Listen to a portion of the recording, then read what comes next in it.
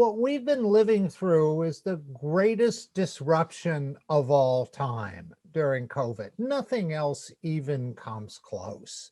Go back to the Second World War, there were shortages. We had loved ones in harm's way. But even during the war, we went to school, we went to work, we ate at restaurants, we went to sporting events. We've never seen anything like this. Now, I'm a digital guy. I've been tracking the internet for 21 years because I became convinced in the 90s that digital was going to change everything. Well, what we've been experiencing since March of 2020, this is the victory lap of the internet. The internet was ready. Most of us had 2 or 3 days to move school online, work online, buying online, entertainment online. And within a week, what couldn't be done online, by and large, couldn't be done or had to be postponed. We found that of the people in America who had never bought a thing online March 1st, 2020, by April 1st, 37% of them had become regular buyers. And we think those changes are permanent. So we also discovered, because this was the victory lap of digital, that broadband was not just a fast internet or a convenience, it's a lifeline. As important as water or power, it was our connection to our old lives. And I think governments around the world are going to be putting a lot of attention into making sure that those who don't have broadband get it. And we also discovered that many who do have it didn't have enough broadband for 5 people in the home to have 2 going to work, 2 going to school, and a fifth watching Netflix at the same time. This may be the first time in history that kids were screaming at your parents, I gotta go to school, get offline. So we have seen disruption like never before. And I think this is the first time since the 1940s that we know that everything in our lives may change. The last time we experienced this, I think, with my background as a history major, there are other people who may see it differently. I think the last time we were in this situation was 1944, when the Allies took Paris. And we still had almost a year of the war left, but we knew in 44 that the Allies were going to win the war and that everything would change coming out of the war. There would be a baby boom and marriage and relationships, and with so many women in the workplace during the war, we knew that everything might change. Well, I think we know now that everything in our lives, I don't know that it's going to change, but I think it's going to be reconsidered. We're going to rethink where we work and how we work, and maybe even what we do.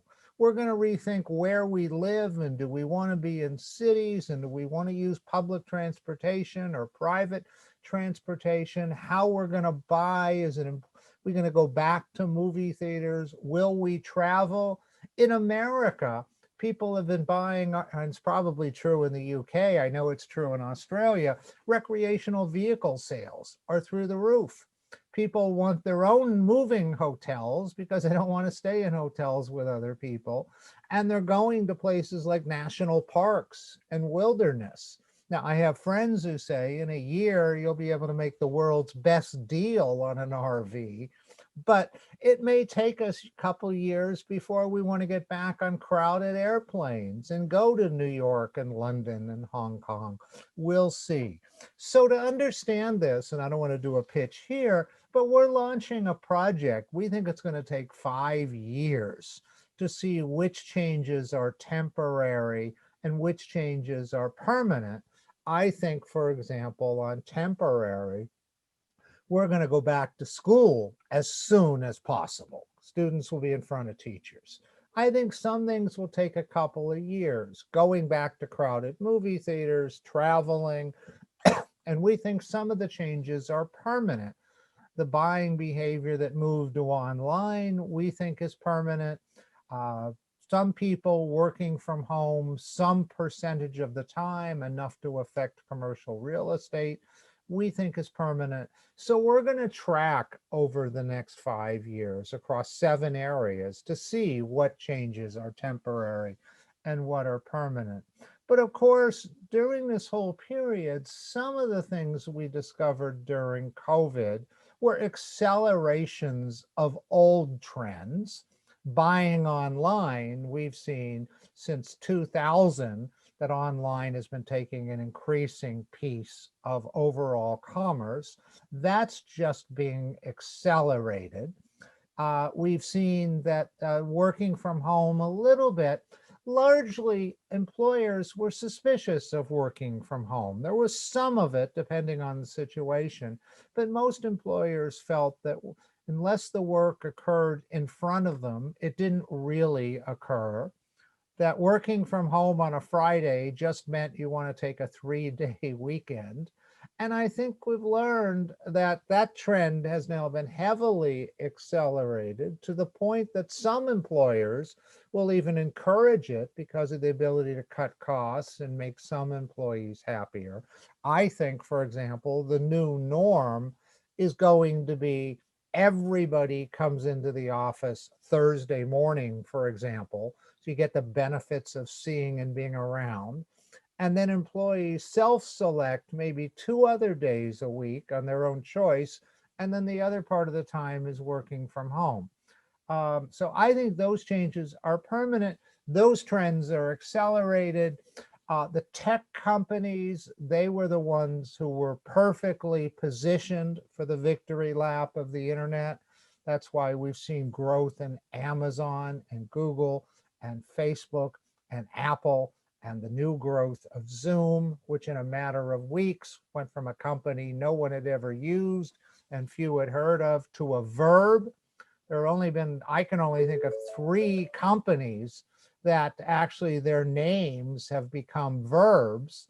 The ones I can think of are Xerox, because in the 70s we didn't make copies on a photocopy machine, we Xerox things.